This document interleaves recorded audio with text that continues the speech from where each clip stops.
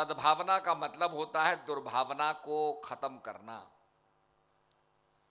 जो प्रवृत्ति हमारे समाज के अंदर हमें लड़ा रही हैं, हमारे समाज को बांट रही हैं, हमारे समाज का विभाजन कर रही हैं, ऐसी कुभावना को समाप्त करके और सद्भावना लाई जाए।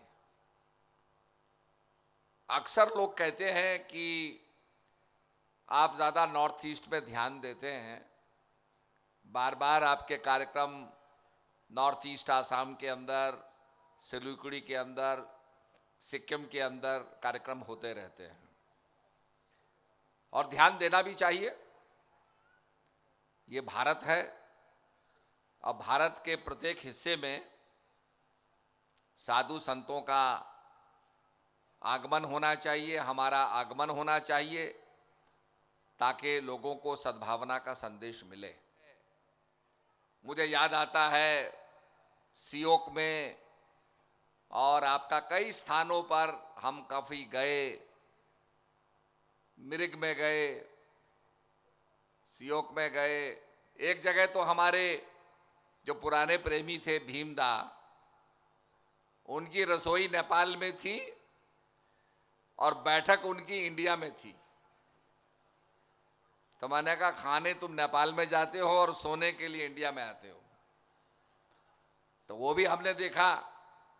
फिर धीरे धीरे यहाँ प्रचार जब बढ़ने लगा तो माता जी का विशेष प्रेम हुआ, क्योंकि जो सत्संग से प्रेम करते हैं, गुरु महाराज से प्रेम करते हैं, माता जी से प्रेम करते हैं, माता जी भी उनसे प्रेम करते हैं, गुरु महाराज भी उनसे प्रेम करते हैं। और भगवान तो प्रेम का, भक्ति तो प्रेम का विषय है।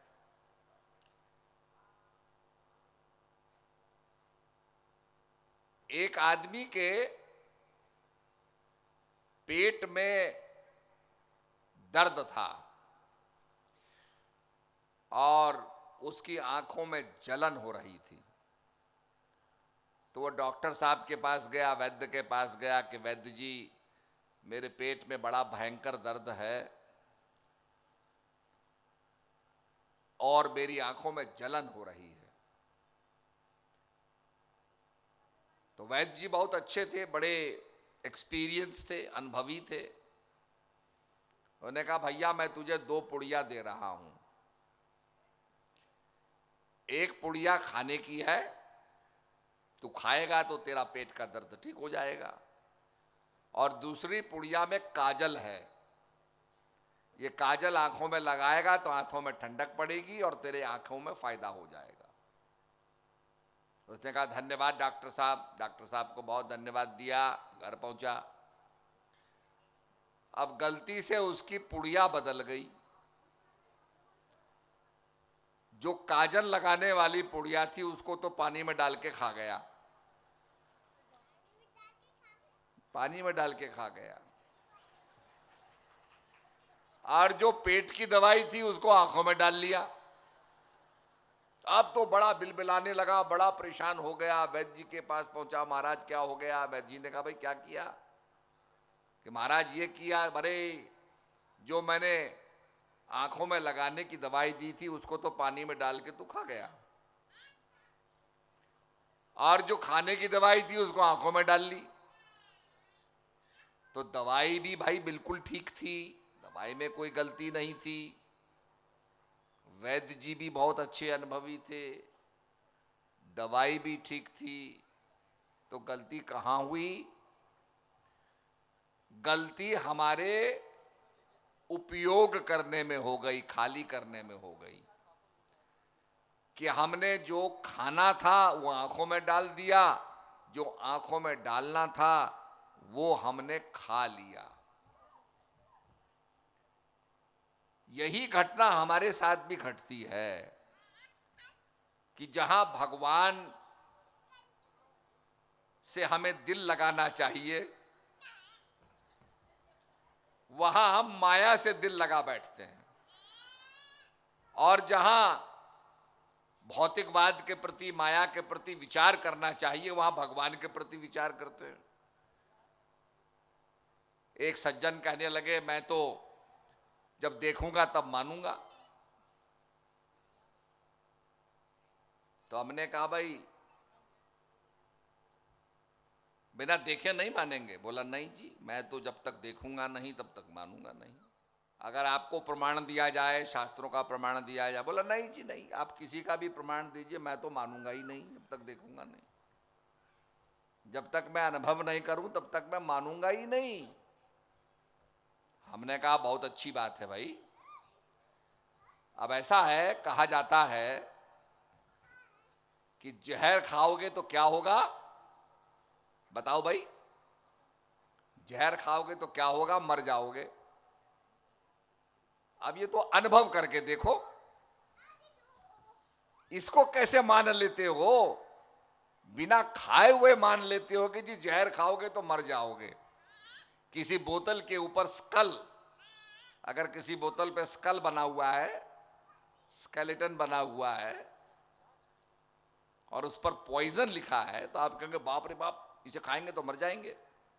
आपने अनुभव तो नहीं किया, क्योंकि जो जहर खा लेते वो बताने को रहते ही नहीं रहते। तो आप उसको कैसे मान लेते हो? तो बिना खाए जहर को तो मान लिया हमने कि यह जहर हमको मारेगा, पर हम भगवान को नहीं मानते हैं, भगवान के प्रति विश्वास नहीं रखते हैं, भगवान के प्रति हमारी भक्ति नहीं होती। यह हमारा बड़ा दुर्भाग्य है। तो जब महापुरुष आते हैं तो संतों का संदेश देते हैं, और वो कहते हैं कि भाई जहां दिल को लगाना है, जहां भक्ति करनी है वहां भक्ति करनी चाहिए, और संसार में जहां विचार करना चाहिए वहां विचार करना चाहिए।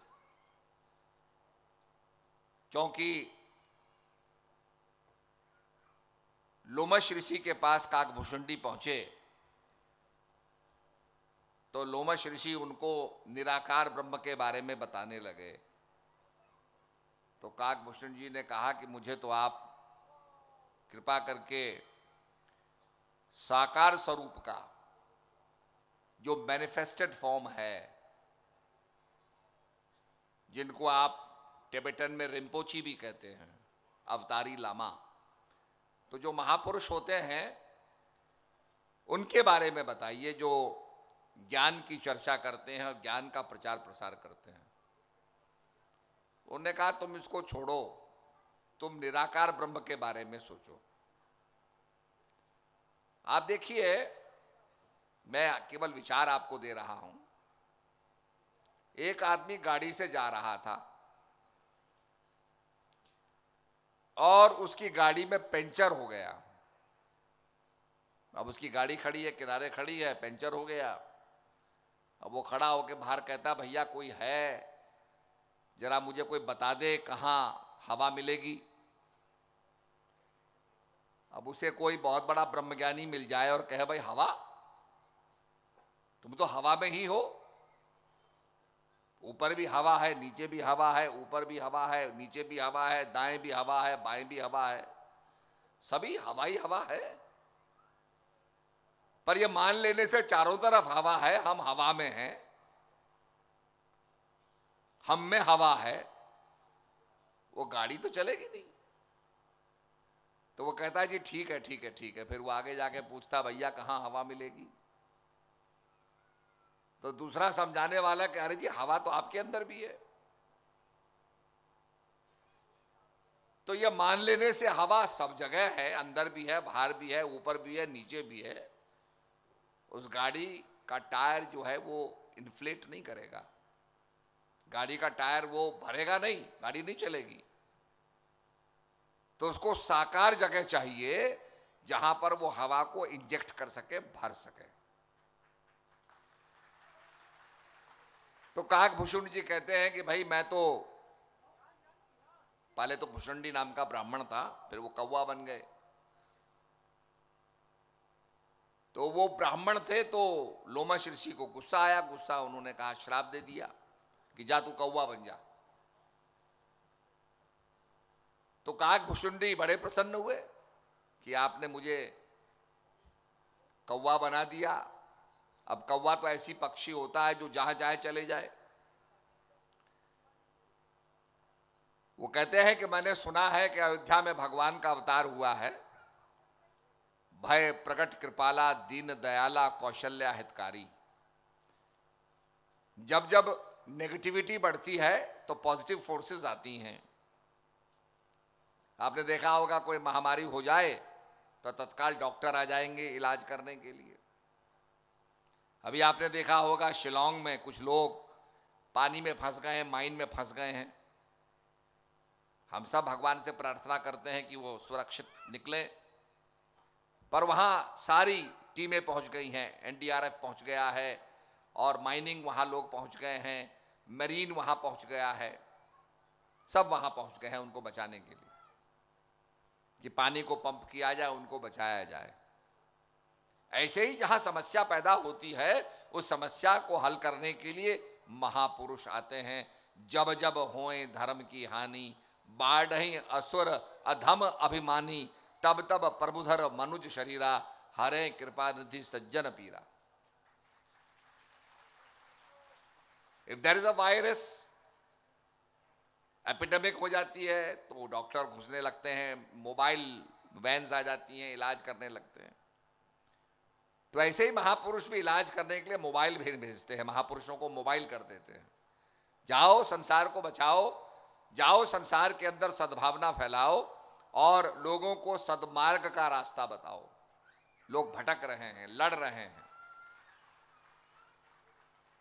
तो महापुरुष सबसे ऊपर उठ करके, इसीलिए मैं कहता हूं जो सद्भावना की बात करता है उसकी कॉन्शियसनेस, उसकी सोल बड़ी स्पिरिचुअली एलिवेटेड होती है, बड़ी ऊंची होती है।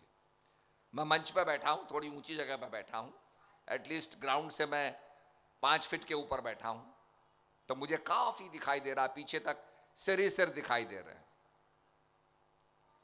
और ये एक बड़ा विचित्र नजारा है। हमारे उत्तराखंड से लोग आए होंगे, बड़े सरप्राइज्ड होंगे कि देखो यहाँ नदी के पार बिल्कुल रेता रेता है, जंगल सा है, इसमें देखो मंगल हो रहा है। ये जंगल में मंगल हो रहा है और पिन ड्रॉप साइलेंस है। पुलिस भी होगी तो कहीं आराम ही कर रही होगी या सत्संग सुन रही होगी। वैसे हमारे कार्यक्रमों में पुलिस भी नहीं आती है, वो भी आराम करते हैं। सेल्फ डिसिप्लिन है, स्वतः नियंत्रण है, शांति है। जब मन में शांति हो तो वातावरण में भी शांति होती है और सबके अंदर एक भाव होता है हम सेवा करें। अब यहां चाउमीन बनाने वाले होंगे तो चाउमीन बना रहे हैं, सूप बनाने वाले होंगे तो सूप हर आदमी सेवा कर रहा है और सेवा करने से बनता है स्वर्ग। इसलिए यहां कितनी दिक्कतें होने के बावजूद भी यहां पर एक छोटा सा स्वर्ग यहां पर आ गया।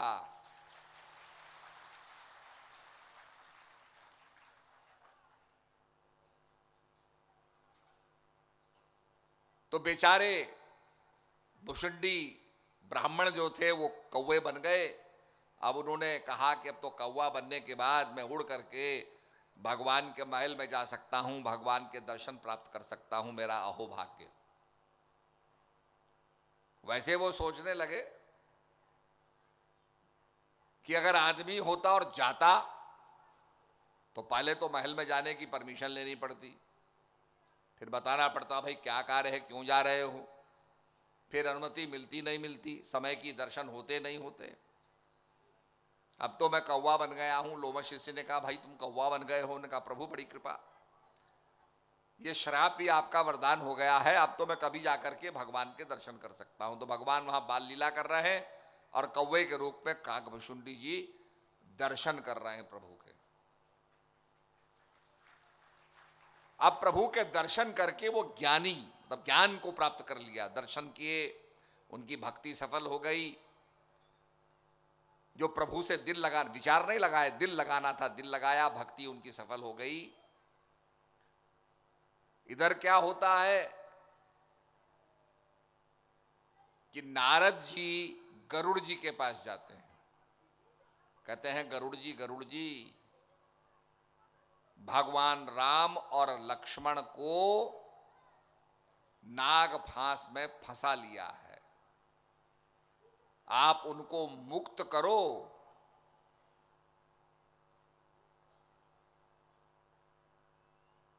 गरुड़ जी विचार करने लगे, मैं तो भगवान के साथ रहता हूं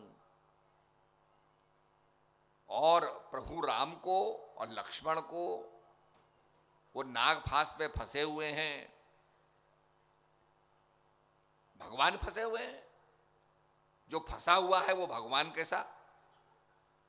बड़ी शंका पैदा हो गई उनके अंदर कि भगवान है भी या नहीं। खैर नारद जी ने कहा, भाई बचाओ, जाकर के आप अपना काम करो। तो गरुड़ जी गए और गरुड़ जी ने, ये आता है कि वो मायावी नाग थे, मायावी नागों को काटा और भगवान मायावी रूप से फंसे हुए थे, आजाद कराया। प्रभु आजाद हो गए, नाग फांस से मुक्ति मिली। पर गरुड़ जी के अंदर एक भारी शंका हो गई कि ये कैसे हैं जिनको मैंने आजाद कराया।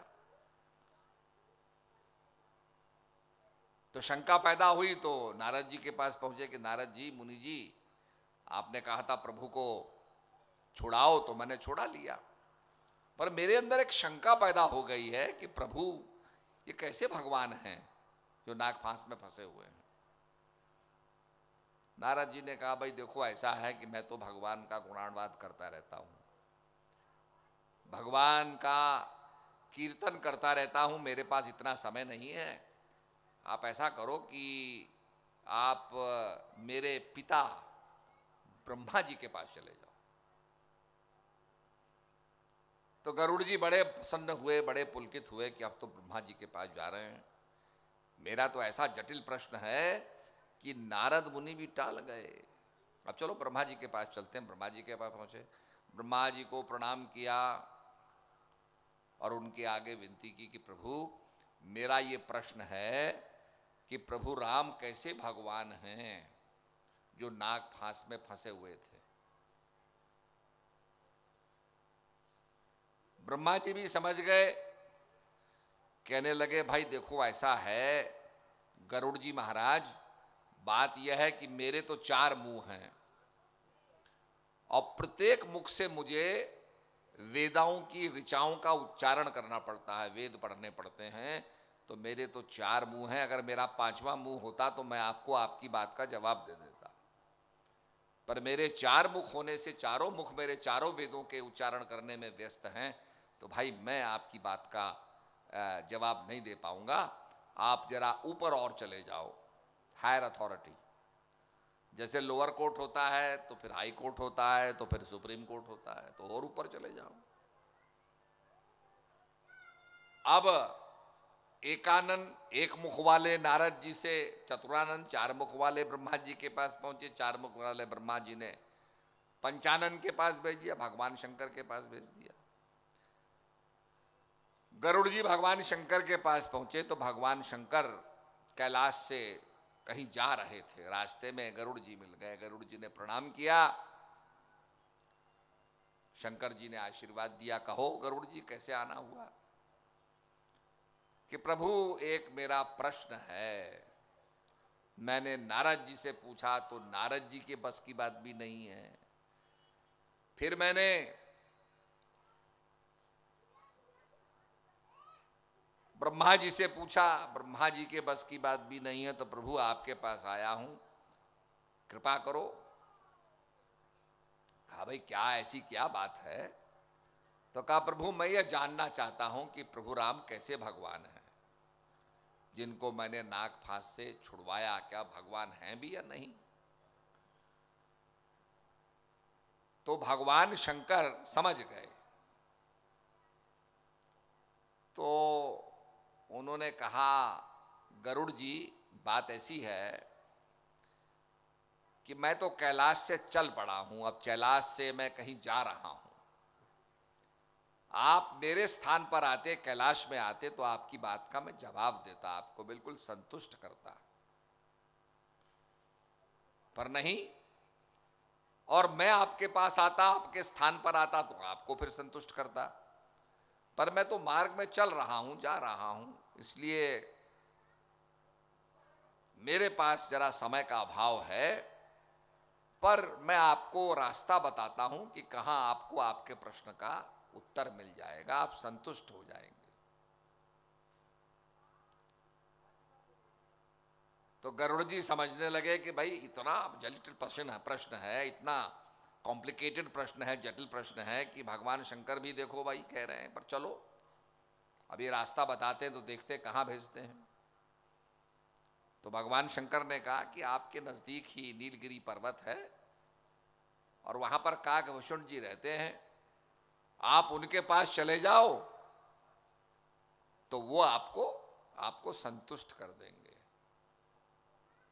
अब गरुड़ जी महाराज ने काकभूषण का नाम सुना कि कौवे के पास जाना है, कहने लगे प्रभु कुछ आप ही कृपा करो, कोई तरीका आप ढूंढिए, कुछ बताइए, कुछ तो भगवान शंकर तो रोग को समझ गए, तो उन्होंने कहा नहीं, आपको बिल्कुल काकभूषण जी जो हैं बिल्कुल संतुष्ट कर देंगे। और देखो गरुड़ जी महाराज, कहा गया है खग जाने खग की भाषा, जो पक्षी होता है वो पक्षी की भाषा को जानता है। तो आप जाओ, आपको वो संतुष्ट कर देंगे, आप भी पक्षी हो वो भी पक्षी हैं, आप गरुड़ हो वो कौवा है, तो आपको संतुष्ट कर देंगे, आप जाइए। अब बड़ी मुश्किल से गरुड़ जी महाराज काकभूषण के पास आते हैं। पीछे से माता पार्वती कहती हैं प्रभु से कि आप ही भाई शंकर जी से कहती हैं आप ही बता देते, उसको क्या दिक्कत थी। तो भगवान शंकर मुस्कुरा के कहने लगे कि जो एकानन से चतुरानंद के पास पहुंचे, ब्रह्मा जी के पास पहुंचे, ब्रह्मा जी के पास मेरे पास आए, अब उनके अंदर इतना बड़ा अहंकार हो गया, अगर मैं बताता तो सारी दुनिया में गरुड़ जी ढंडोरा पीटते कि मुझे तो भाई ना तो नारद जी बता सके, ना ब्रह्मा जी बता सके, बड़ी मुश्किल से शंकर जी ने मुझे समझाया। तो ये इसी बात का प्रचार करते रहते हैं। तो मैंने इनका अभिमान अहंकार दूर करने के लिए इन्हें काकभूषण जी के पास भेजा है। अब वो पहुंचे काकभूषण के पास तो काकभूषण ने उनको संतुष्ट कर दिया। फिर गरुड़ जी पूछते हैं कि महाराज ये बताइए कि आपको ये योनि कैसे मिली। तो काकभूषण जी अपनी कथा बताते हैं कि मैं एक ब्राह्मण था, पढ़ा लिखा नहीं, एक मुझे गुरुजी मिल गए, गुरुजी ने मुझे शिक्षा दी, तो मैं शिव मंदिर में बैठ करके और पूजा कर रहा था। सामने से गुरुजी आए तो मेरे अंदर ये भावना आई कि गुरुजी आ रहे हैं, मुझे प्रणाम करना पड़ेगा।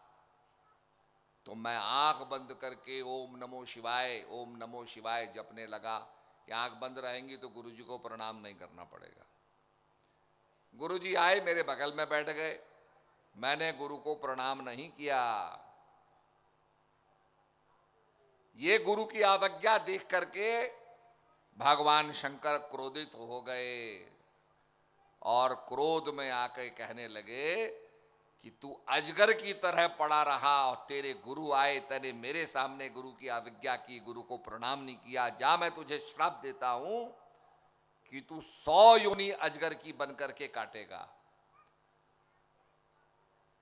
ये श्राप मिला, मैं तो स्तब्ध रह गया, मैं कुछ कह नहीं सका। पर गुरु महाराज ने कहा भाई इस पे दया करो, प्रभु शंकर जी दया करो। तो शंकर जी ने श्राप तो बड़ा कठोर दिया, पर कहा भाई तुम एक योनि पाओगे, छोड़ दोगे, दूसरा छोड़ दोगे, पे कष्ट नहीं होगा। तो मैंने सारी योनियां दूर करके अब मैं इस अवस्था को प्राप्त हूं, मैंने गुरु की अवज्ञा की। तो कहने का अभिप्राय यह है कि जो प्रभु की भक्ति है, क्योंकि जब गरुड़ जी जाते हैं काकभूषण के पास तो काकभूषण जी उनका बड़ा सत्कार करते हैं, बड़ा प्रेम करते हैं और कहते हैं आज धन्य में धन्य अति, यद्यपि सब गुणहीन, निज जन राम जान मोह संत समागम दीन। आज संतों का समागम मुझे मिल रहा है। देखिए, यहां पर कोई कल्पना नहीं करेगा कि इस जगह पर हमें सत्संग मिलेगा। We will get spiritual discourses. Nobody can even imagine. And then all the people from all the countries coming here. लोग तो दार्जिलिंग भागते हैं या कोई सिक्किम जाएगा, गैंगटॉक जाएगा देखने के लिए, बर्फ देखने जा रहे हैं। यहां तो बर्फ भी नहीं है, फिर भी लोग यहां आ रहे हैं क्योंकि यहां स्पिरिचुअलिटी का प्रभाव है, आध्यात्मिक शक्ति का प्रभाव है, और आध्यात्मिक शक्ति का प्रसारण यहां से हो रहा है। यहां से जो संदेश जा रहा है वो टेलीविजन के माध्यम से, इंटरनेट के माध्यम से देश की सीमाओं को लांघता हुआ, सीमाओं को तोड़ता हुआ सारी दुनिया के अंदर फैल रहा है। And many people are watching us, लोग देख रहे हैं। तो देखो, कहा जब जब हम प्रकृति से खिलवाड़ करते हैं तो प्रकृति रिएक्ट करती है, ग्लोबल वार्मिंग हो रही है। अभी इंडोनेशिया के अंदर बहुत बड़ा सुनामी आया, एल वोल्केनो आया, और कितने लोग उसमें हताहत हो गए। बैठे बैठे समुद्र उनको निगल गया। पानी का वाटर लेवल बहुत नीचे चले गया है। हम इतना पानी पंप कर रहे हैं कि आने वाले समय में वाटर, पानी को प्राप्त करना अपने आप में बहुत बड़ा मुश्किल कार्य होगा। It will be a difficult job. तो ये सब समस्याएं हैं। हम जो कथा सुनते हैं कि जब पाप बढ़ जाता है तो प्रलय होती है, भगवान ने एक प्रलय की, दूसरी प्रलय की। भगवान अवतार के बारे में आता है कि मत्स्य अवतार बना, एक मच्छी के रूप में भगवान ने, मत्स्य के रूप में ऋषियों को बचाया। कच्छ अवतार बना, कछुआ बन करके भगवान ने बचाया, बरहा बन करके धरती की रक्षा की। ये सब कैटाक्लिस्मिक कैटास्ट्रफीज थी, ये सब ग्लोबल वार्मिंग के परिणाम थे। जब हम प्रकृति से खेल करते हैं तो प्रकृति रिएक्ट करती है। आज आप देख रहे हैं दुनिया में चारों तरफ ये चिंता सताई जा रही है, हमने समुद्र पर अक्लेम्ड लैंड बना दिया, मट्टी डाल डाल के समुद्र पर कब्जा कर लिया। अब समुद्र अपनी जगह तो लेगा। तो ये चारों तरफ बड़े बड़े देश जो अध्ययन भी नहीं कर रहे हैं, उनके वैज्ञानिक भी समझ रहे हैं कि भाई बहुत हम अक्यूट सिचुएशन में पहुंच रहे हैं, and we are reaching the point of no return. हम ऐसे जगह पर पहुंच जाएंगे कि उसके बाद हम बचाना भी चाहेंगे धरती को, पर धरती बचेगी नहीं। त्राहिमाम त्राहिमाम त्राहिमाम। जैसे कथा आती है कि पृथ्वी गौ बन गई और कलिकाल उसको मार रहा था, बैल को मार रहा था, धर्म को मार रहा था, और पृथ्वी त्राहिमाम त्राहिमाम कर रही थी। आज वही हो रहा है, गौ के रूप में पृथ्वी है और हम मार रहे हैं। ये कलिकाल के प्रभाव से मार रहा है, एक्सप्लॉयटेशन हो रहा है। तो ये एक बात है जिसको समझना है। ये अवेयरनेस हमारे अंदर होनी चाहिए। आज सफाई की अवेयरनेस होनी चाहिए। आज बहुत सुंदर एक बहुत बड़ा परेड का आयोजन हुआ, बहुत सुंदर, सबने उसके अंदर पार्टिसिपेट किया, और मैंने उसमें संदेश बताया कि हमसे लगा हुआ भूटान, जहां के चौथे मैजेस्टी ने जीडीपी के बारे में कहा। हम सब जब जीडीपी के बारे में कहते हैं तो हम कहते हैं ग्रॉस नेशनल प्रोडक्ट के बारे में कहते हैं, उसका सूचकांक बताते हैं। पर उन्होंने कहा नहीं, जीडीपी शुड बी, जीडीपी का उन्होंने बताया ग्रॉस नेशनल हैप्पीनेस। कितने आप प्रसन्न हैं। पहले तो इस बात की खिल्ली उड़ाई गई, विदेशों में लोगों ने कहा how can you measure it in happiness. पर अब लोग ये समझने लगे हैं कि ultimately it is the happiness that counts. लोग कितने खुश हैं। हमने बहुत कुछ किया, लोग उससे संतुष्ट नहीं है, उसका कोई फायदा नहीं है। तो gross national happiness is very very important. कई जगह भारत के अंदर मिनिस्ट्री ऑफ हैप्पीनेस बनाई गई है। तो ये एक बहुत बड़ा अभियान है, और हमारे तो संतों ने कहा, गौधन गजधन बाजधन और रतन धन खान, जब आवे संतोष धन सब धन धूरी समान। आपको हाथी मिल जाएं, घोड़े मिल जाएं, गौ मिल जाएं, इनका खजाना मिल जाए, ज्वेलरी मिल जाए, का ये सब भी दूर पड़ा है अगर सेटिस्फैक्शन नहीं है, संतोष धन नहीं है। तो इस क्षेत्र के अंदर एक बहुत बड़ा बदलाव हो रहा है। बहुत से आदिवासी आपने देखे होंगे, अभी छोटे छोटे बालिकाओं का भी आपने नृत्य देखा होगा। आज वो स्टेज पर नृत्य कर रहे हैं, आदिवासी लोग ढोल बजा के नृत्य कर रहे हैं, और मैं सभी को बहुत बहुत बधाई देना चाहता हूं, क्योंकि अंग्रेजों ने चाय बागान बनाए। आदिवासी काम करता था, चाय बागान में जाके पैसे लाता था, और चाय बागान के दरवाजे पर अंग्रेजों ने शराब की दुकान बना दी। अब वो पैसे लाया, शराब पी, धार में मारना पीटना हुआ और कलह हो गई। देयर इज नो सेटिस्फैक्शन, कोई हैप्पीनेस नहीं है, अनहैप्पीनेस है। इस प्रकार से लोग जी रहे थे। जब ज्ञान का प्रचार हुआ, हम कई क्षेत्रों में गए, मैं स्वयं चाय बागान में गया, तो वहां पर टी मैनेजर आए हुए थे, कहने लगे जी हम तो आपको जमीन देना चाहते हैं और हम चाहते हैं कि आप यहां पर आश्रम बनाएं, ये सब लोग आश्रम में आकर के मानव बनेंगे, सुधरेंगे, और सुधरेंगे तो हमारी टी स्टेट भी सुधरेगी। गांधी जी ने क्या कहा था? गांधी जी ने कहा था, the change that you want to bring into the world, bring that change in your life. जो बदलाव आप दुनिया में लाना चाहते हैं कि दुनिया ऐसी होनी चाहिए, पहले वो बदलाव आप अपने जीवन में लाओ। अगर आप चाहते हो कि दार्जिलिंग या सिलीगुड़ी स्वच्छ हो, तो सबसे पहले आप स्वच्छता को लाओ। आप कूड़ा मत फेंको, कूड़ा डालो तो यहां पर जो कंटेनर्स लगे हुए हैं इसमें डालिए। मैं पिछली बार सिक्किम में आया था, एक गांव में मैं गया, तो वहां के सारे बालकों ने आपके पत्तों से टोकरियां बनाई हुई थी जिसमें कूड़ा डाला जाता था, और सारे बच्चों में अवेयरनेस थी कि हमको अपने गांव को स्वच्छ रखना है। एक बहुत अच्छा वो एक्सपेरिमेंट था और हमने देखा पूरी तरह से सक्सेसफुल था। हम बहुत खुश हुए। वहां पर थोड़ा सा हमारा सत्संग भी हुआ। लोहेक विधायक जी ने वहां हमारा सम्मान भी किया।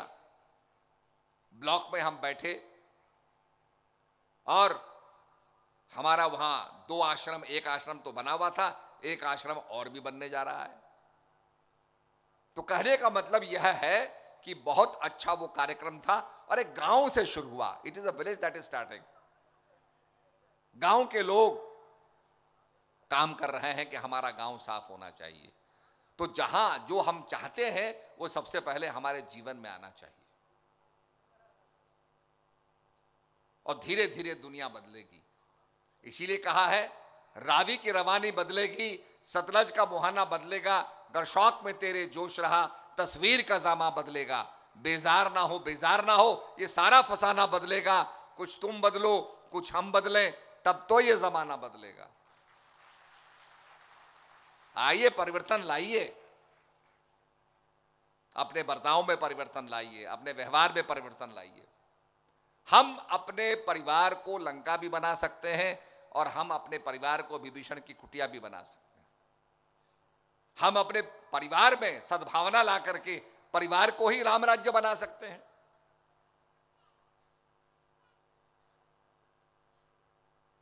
जब हनुमान जी को पकड़ा गया, रावण तो मारने जा रहा था, तो विभीषण ने कहा नहीं नहीं, ये दूत को मारना उचित नहीं है। तो क्या किया जाए कि इसकी पूंछ में कपड़ा बांधो। कपड़ा बांधा, घी लगाया, सारा घी खत्म हो गया। फिर तेल लाए, कपड़े बांधे, तेल लगाए। तो हनुमान जी ने कहा कि भाई बड़ी कृपा हो रही है मेरी पूंछ पर, सब कपड़ा लगाया जा रहा है, सब लोग लगा रहे हैं, तो मुझे दिखा तो दो तो रावण ने कहा ये हनुमान जी को घुमाओ, लंका में घुमाओ। हनुमान जी तो लंका घूमना ही चाहते थे कि किस किसने कपड़ा बांधा है उसको मैंने प्रसाद देना है, जला करके खाक करना है, क्योंकि पहला सर्जिकल स्ट्राइक था। हनुमान जी गए, पूंछ हनुमान की थी, कपड़ा लंका वालों के थे। घी और तेल किसका था? रावण का। माचिस किसकी थी? रावण की। आग जलाई और हनुमान जी ने सारी लंका को जला करके खाक कर दिया। और जब वो घूम रहे थे तो एक घर पर रुके तो उन्हें वहां से कोई कपड़ा नहीं आया, तो उन्होंने देख करके समझ लिया कि ये विभीषण की कुटिया है, यहां से मेरे पर कोई कपड़ा नहीं बंधा। इस विभीषण की कुटिया को बचाना है और बाकी सारी लंका को खाक कर देना है। कर दिया। ऐसे ही सर्जिकल स्ट्राइक होता है, जो सारे अड्डे हैं, फिर दूसरा सर्जिकल स्ट्राइक हुआ ही। अब तीसरे के बारे में वो डरे बैठे हैं हमारे पड़ोसी के, भाई कहीं तीसरी सर्जिकल स्ट्राइक ना हो जाए। तो गलत काम करोगे तो सर्जिकल स्ट्राइक होगी, आतंकवाद को बढ़ावा दोगे तो सर्जिकल स्ट्राइक होगी। लोगों को मार करके आप सोचो कि आपको जन्नत में हूर मिल जाएंगी, मैं तो नहीं समझता ऐसा हो सकता है। किसी को मार करके तो कभी अल्लाह खुश होने वाला नहीं है, भगवान खुश होने वाला नहीं है। अगर वो लोगों को मारना ही चाहता तो बनाता ही नहीं, पैदा ही नहीं करता लोगों को। इसलिए जो शांति का संदेश है उस संदेश को हम समझें, एकता का संदेश समझें। एक ही शक्ति ने हम सबको बनाया है, इस संसार को बनाया है, और संसार को अच्छा बनाना।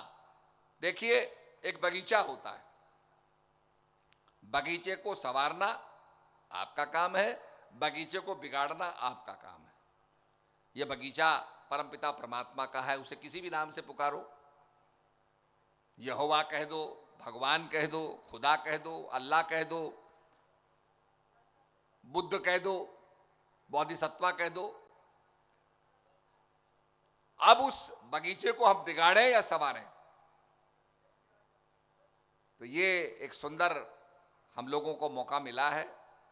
तो मैं समझता हूं यहां से प्रेरणा लेकर के लोग निश्चित रूप में जाएंगे, प्रेरणा प्राप्त करेंगे, और हम अपने जीवन के अंदर हमें ज्ञान को जानना है और जान करके अपने जीवन में बदलाव लाना है।